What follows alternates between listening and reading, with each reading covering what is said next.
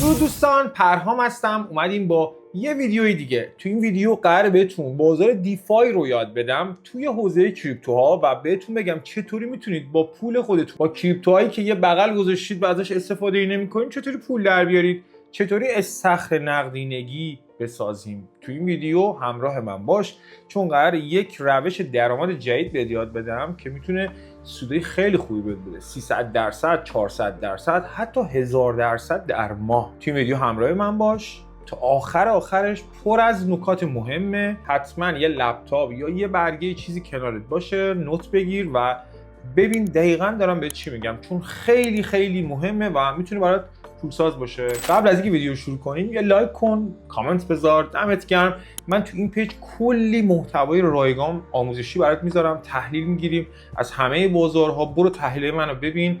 تایمی که طلا 5600 بود تنها کسی بودم که گفتم طلا میریزه و ناحیه زیر 4000 رو میبینه و میبینیم بازار همین الان حدوداً زیر $4000. حالا اصلا نمیخوایم طلا رو تحلیل کنیم. خلاصه قضیه میخوام بهت بگم من اینجا کلی تحلیل رایگان میذارم. حتما سابسکرایب کن، پیگیر این پیج باش، چون پر از فرصته. بریم رو کامپیوتر دیگه، حالا زیاد حرف زدم، بریم واسه ادامه ویدیو. خب بچه‌ها ببینید، قبل از اینکه بخوام بهتون دیفای رو یاد بدم، بهتون یک سایت رو معرفی میکنم که تو این سایت میتونید همه دیتاهایی که توی بازار کریپتو هست رو در نظر بگیرید. واقعا من موندم چرا این سایت رایگانه، چون میتونید همه پروژه هایی که اینجا هست رو ببینید. مثلا اتریوم میرید توش، تمام دیتا های اتریوم هست، حتی ارزایی که بر پایه اتریوم دارن فعالیت میکنن، مثلا پلتفرم آوه، چینش، همه چیز. یعنی کل دیتا هایی که در مورد بازار کریپتو تو همه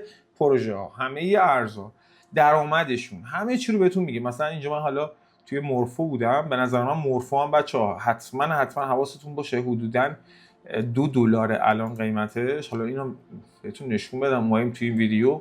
درآمد به شدت خوبی هم داره. ببینید درآمد حدوداً 24 ساعت گذشته 362 میلیون دلار بوده. 7 روز گذشته حدوداً 11.37. کارش چیه؟ کارش توی پلتفرم آوه اگر فعالیت کرده باشید میتونید متوجه شید. حالا نمیخوایم مثلا راجع به این موضوع صحبت کنیم، میخوایم راجع به استخر نقدینگی صحبت کنیم. چطوری یک استخر نقدینگی درست کنیم و چطوری سود بگیریم. بچه‌ها ببینید چرا این سایت رو معرفی کردم؟ به خاطر اینکه شما از این سایت میتونید استخرها رو ببینید. مثلا اینجا بهتون میگه که روی چه شبکه‌ای، مثلا روی شبکه اتریوم، بیس، روی چه شبکه‌ای ما استخر نقدینگی داریم و رو چه شبکه‌ای چه درصدی بهتون میده، TVL رو بهتون میده. حالا اینجا مثلا درصدهای بالا رو میبینید، 54,000%. همین شکلی نیست. شما باید ببینید که رو چه چینی هست و TVLش چقدره و برید پیدا کنید که چه ارزی هست و چه درصدایی داره میده. میبینید درصدهای فضایی. نباید گول همه اینا رو بخورید، باید حواستون باشه. ولی توی همین پروژه ها یهو میبینید یه سری پروژه ها هستن دارن 300-400% سود میدن اون لحظه و شما میتونید سود خوبی بکنید. حالا کلا استخر نقدینگی ساختن یعنی چی؟ ببینید ما توی حوزه دیفای یه سری صرافی غیر متمرکز داریم. مثلا متمرکز یعنی بایننس، یعنی کوکوین، اینا میشن متمرکز و خود صرافی به هر حال یه پولی نقدینگی داره و داره کارش انجام میده. توی غیر متمرکز این شکلی نیست. صرافی‌های غیر متمرکز نیاز به یک تأمین نقدینگی دارن. بالاخره اون تریدرایی که دارن تو صرافی‌های غیر متمرکز مثل یونی سواب دارن ترید میکنن، نیاز به تأمین نقدینگی دارن و این تأمین نقدینگی در نهایت یک فی به شبکه میده دیگه. اون فی رو شما به عنوان تأمین کننده استخر نقدینگی اون فی رو به شما میدن. حالا اون فی توی تایم‌های مختلفه. حالا من واسهتون همه رو اجرا میکنم، یعنی میریم توی صرافی یونی سواب و همه کاراشو با هم انجام میدیم و بهتون میگم چه شکلی باید این کار انجام بدید. اینجا باید پیدا کنید و پروژه خودتون. مثلا اینجا میبینید توی یونی سواب داره یه چنین سودی میده، TVLش خیلی پایینه، درصد APYش خیلی زیاده و به نظر من اینو ریسکیه. حالا خلاصه شما میتونید از این سایت استفاده بکنید و اینجا میتونید استخرها رو پیدا بکنید و برید توش. در کل ما وارد سایت یونی سواب میشیم، باید یک والت داشته باشید، حالا تراست والت یا متاماسک، هر والتی که دارید.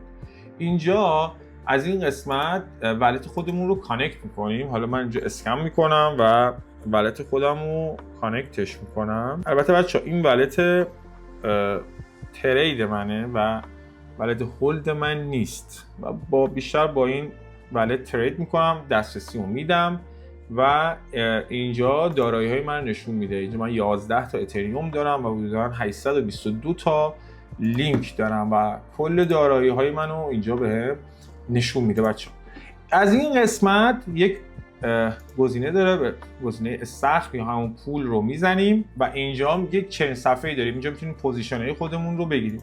حالا قبلش اینجا انتخاب میکنیم رو چه شبکه‌ای ما میخوایم استخر نقدینگی رو پیش ببریم. بچه یه سریاتون میگه مثلا $100 دارین، پول کمی دارید، مثلا میتونید بیاید رو شبکه بیس این کارا رو انجام بدید و درصد کمتری کارمزد بدید، چون شبکه‌های مثلا اتریوم و اینا و شبکه‌های دیگه درصد کارمزدشون بیشتره، ولی من با اتریوم بیشتر فعالیت میکنم و با اتریوم اوکی ام. حالا اینجا تاپ پول ها رو بهتون نشون میده، یعنی اون استخرایی که تاپن. اینجا مثلا ببینید 28% داره میره اتریوم به یو اس دی تی. حالا مثلا اینو انتخاب میکنید. به طور مثال میتونید از تو خود سایت دیفای لاما هم انتخاب کنید، اونجا انتخاب میتونید بکنید، اینجا هم میتونید انتخاب کنید. ما حالا اینجا میخوایم آموزش بدیم و بهتون بگم.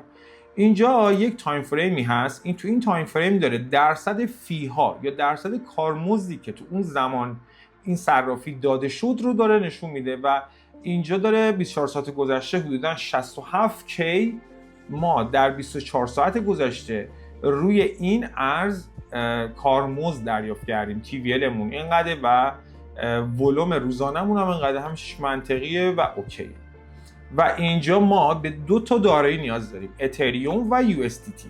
این 2 تا دارایی رو باید برای خودمون اوکی بکنیم روی بستر اتریوم و بیایم این 2 تا دارایی خودمون که حالا هولد کردیم بالا و یه گوشه انداختیم ازش استفاده نمی‌کنیم و میایم اینجا اضافه می‌کنیم. اینجا اد لیکویدیتی رو میزنید، اینجا اتریوم و یو اس دی تی خودتون رو که رو بستر اتریوم هست که هست انتخاب می‌کنید.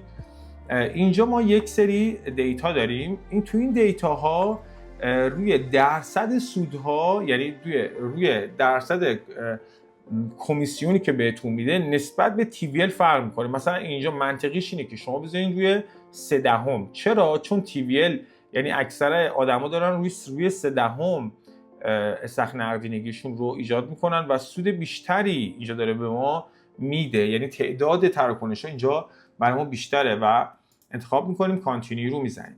خب اینجا یک موضوعی هست. حالا داستان استخر نقدینگی یا تامین کردن پول چیه؟ ببینید ما یک دایره نوسانی، اگر رنج باشه بازار که بهتره، یک دایره نوسانی رو برای خودمون انتخاب میکنیم. مثلا از قیمتی که الان هست 8% بالا 8% پایین، تو این دایره نوسانی ما میایم پول خودمون رو به عنوان تامین کننده نقدینگی میکاریم. یعنی اینجا تقسیم میشه. مثلا اگه $1000 داریم، اگه تقسیم بر 10ش بکنیم، مثلا 10 تا $200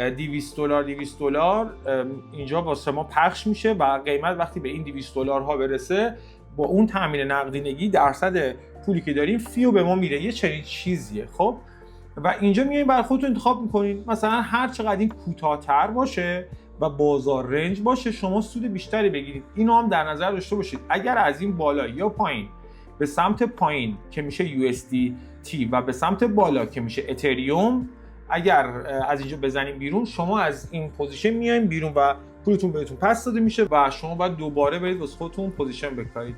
حالا اینجا میتونید اصلا استیبلش کنید، وایدش کنید، یه سری دیتا ها هست. اینو در نظر داشته باشید. هر چقدر دایره نوسانی کوچکتر باشه بالاخره پول شما تو اون حجم تو لایه‌های کمتری تقسیم میشه دیگه، شما پول بیشتری در میارید. پس قبل از اینکه بخواید این رو چک کنید میتونید برید توی مثلا کوین مارکت کپ، بیاید این رو چک بکنید. مثلا یو اس دی تی به اتریوم رو چارتش چک کنید. بالاخره هممون دیگه اینو بلدیم که داستان به چه صورته. میاین چکش میکنید و حالا اینجا میتونید اسمارت کانترکتش به دست بیارید یا خود تریدینگ ویو میاین یو اس دی تی به اتریوم رو چک میکنید. یعنی یه سری از تریدرها میان یو اس دی تی رو میدن به شما، از شما اتریوم میگیرن، یا برعکس یه چنین چیزی نسبت به بالا رفتن یا پایین اومدن قیمت یه چنین داستانیه. میان چارت رو چک میکنید، حمایت مقاومتتون رو به دست میارید، نسبت به اون اینجا میذارید. اینجا تعداد اتریوم ها یا یو اس من اینجا یو اس تی ندارم رو بسترش. اینجا انتخاب میکنید مثلا چه، مثلا میگی من یه دونه اتریوم میخوام بدم، در قبالش اینجا باید درصدش رو انتخاب کنید، مثلا حدوداً 50% این مبلغ یا 40% این مبلغ باید باشه. پوزیشنش رو خودتون میکنید دوستان، یعنی پایین، یعنی این پایین سبزه میشه یو اس تی، این دایره نوسانی رو کم میکنی اینجا عددش کم میشه. من اینجا عددم صفره و این گزینه رو میزنید و تامین نقدینگی شما ساخته میشه و میتونید ازش سود بگیرید. حالا من الان پوزیشن رو این بستر ندارم، ولی ساده ترین روش استخر نقدینگی اینه، یعنی شما تامین نقدینگی میکنید برای صرافی‌های غیر متمرکز و اونا هم در قبال تامین نقدینگی که شما دارید میکنید به شما فی میدن. اون فی که خود شبکه داره در میاره همش مال اون نیست، برای کسایی هم هست. میبینید اینجا رو برای کسایی هست که دارن تامین نقدینگی میکنن. یکی از چیزهایی که در دیفای شما میتونید پول در بیارید اینه، اینجا میتونید استخرهای مختلف رو ببینید، فی های مختلف رو ببینید. اینجا حالا میتونید درصد این ارز به ETH، این ارز چون شت کوینه شما باید مثلا حواستون باشه، شاید این درصد سود بده ولی در نهایت تی وی هم بالاه، سود بالایی هم میده، ولی این ارز شت کوینه یعنی بالا میره ولی در نهایت میریزه و از ریختن شما ضرر میکنه. چیزایی که شما باید توی تامین نقدینگی حواستون باشه و ضرر نشه براتون همینه. فقط بچه‌ها حواستون باشه رو چه استخری دارین فعالیت میکنید، رو چه سایتی دارین فعالیت میکنید و حواستون باشه نسبت به چه ارزی. مثلا اتریوم منطقیه ولی این ارز منطقی نیست که اسمش از کشکت. خب معلومه شت کوینه، روی بستر اتریوم دارن لانچش میکنن و دارن ازش سود میگیرن. ارزهای منطقی انتخاب کنید، ارزهایی که میدونید ارزهای آینده داری هم. مثلا اینجا BNB به USDT داره 30% میده، یا مثلا اتریوم به USDC داره 52% میده. بچه‌ها 52% خیلی خوبه. یا مثلا ETH به USDC داره 59%، یا هایپ داره 91% بچه‌ها سود میده. یعنی شما میتونید از این شبکه‌ها هم پول در شبکه‌هاتون میتونید اینجا انتخاب کنید و بگردید تو شبکه‌ها ببینید چه انتخابی. حواستون باشه به TVL و به فی دقت کنید. TVL خیلی مهمه و ارزی که دارید انتخاب میکنید، ضرری که براتون در کل توی این استخر نقدینگی اینا میشه همینه. و حواستون هم باشه بعد از اینکه کارتون تموم شد این دیسکانکت رو بزنید و حتما مطمئن باشید از دیسکانکت بودن. یکی از روشاش همینه برای هک شدن و میتونن از دارایی شما استفاده کنن. البته تمام کارهایی که ما اینجا میکنیم در نهایت نیاز به تایید داره از ولت اصلیمون، یعنی همین شکلی این اتفاقا نمیفته. مرسی بچه‌ها توی این ویدیو همراه من بودین، دمتون گرم. لایک ساب بکنید. این ویدیو در مورد پول درآوردن توی بازار دیفای یکی از روشاش اینه. دیفای خیلی بزرگه، سعی می‌کنم ویدیو بیشتری براتون بسازم. مرسی، دمتون گرم، خدا نگهدار.